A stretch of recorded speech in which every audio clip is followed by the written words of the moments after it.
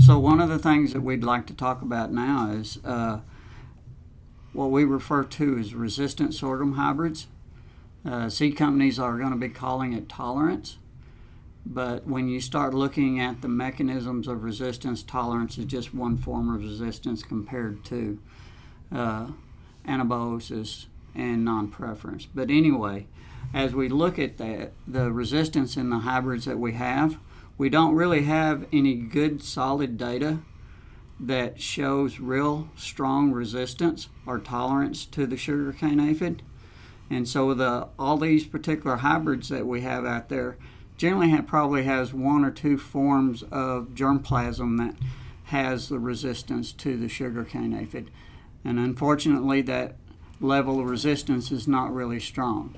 But the use of the resistance hybrid is very important.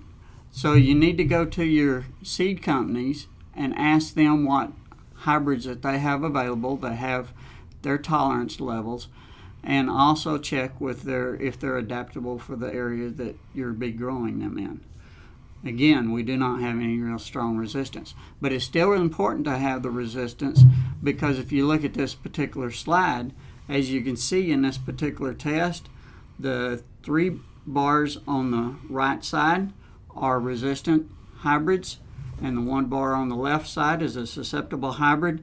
And you look at the average number of aphids on the leaves that were sampled, and the resistant hybrids reduced the number of aphids on those hybrids. On the susceptible, it was much higher.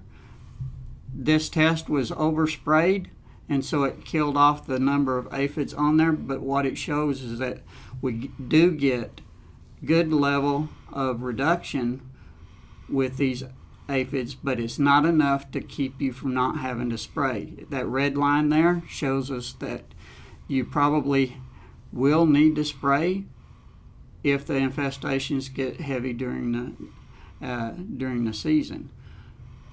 But having that resistance also shows that it does help to protect the yields.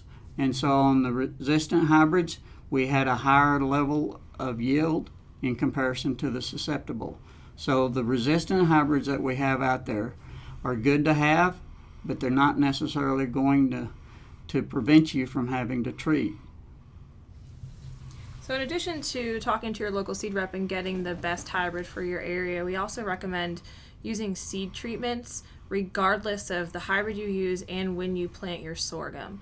This is going to provide insurance against overwintering aphids, and especially since we don't know when they're going to arrive, it's really good to have that insurance to provide that 45 days of protection against aphids. You're also going to need to scout your fields to make sure that if that protection does run out and you have aphids arrive, that you're ready to take action. It's not going to prevent the aphids from reaching threshold, but it may delay that for about a week, week and a half, and it may allow for one less insecticide application. So it may save you some money, but don't expect it to be a silver bullet, and so also scout your fields. This is just a visual of what I was talking about, some research from David Kearns in 2014. All the plants on your left-hand side were used with seed treatments, and then the one on the far right has untreated. So if you do get early aphid arrival in your fields and you don't have treated seeds and you're not out there looking for it, you could have some severe yield loss in your field. And so the seed treatments are all neonicotinoids, and the data we've seen say they all work about the same. So there's not really a need to choose one over another. The important thing is just to have one.